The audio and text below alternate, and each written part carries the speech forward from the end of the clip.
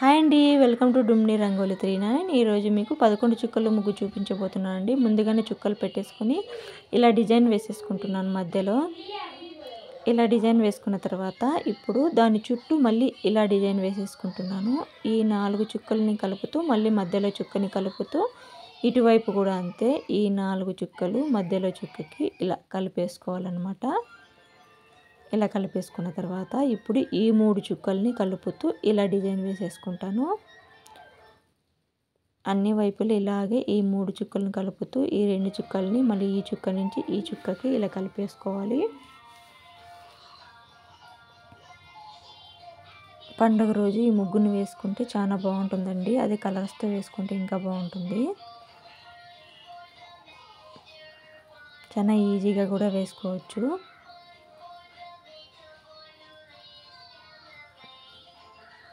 ఇలా వేసుకున్న తర్వాత ఇప్పుడు ఇలా డిజైన్ వేసేసుకుంటున్నాను. మధ్యలో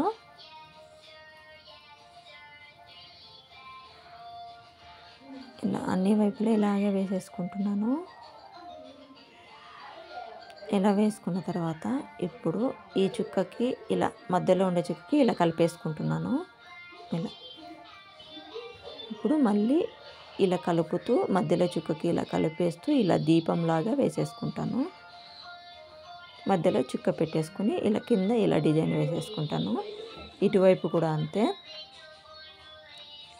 ఇలా మధ్యలో కలుపుతూ దీపంలాగా వేసేసుకోవాలి.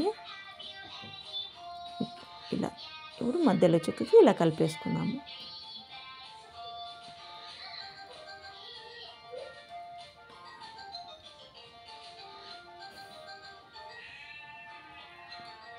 ఈ ముగ్గు చూసిన తర్వాత మీకు ఎలా అనిపించిందో కామెంట్స్ ద్వారా చెప్పండి. అదేవిధంగా వీడియో చూసిన తర్వాత సబ్స్క్రైబ్ చేసుకోవడం మాత్రం మర్చిపోకండి. లైక్ చేయండి, షేర్ చేయండి.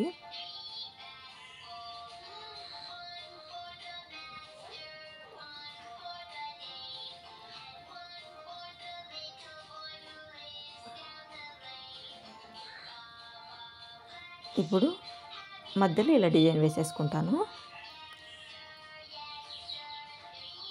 ఇలా వేసుకున్న తర్వాత ఇప్పుడు ఇలా పెన్సిల్తో ఇలా డిజైన్ చేసేసుకుంటానండి.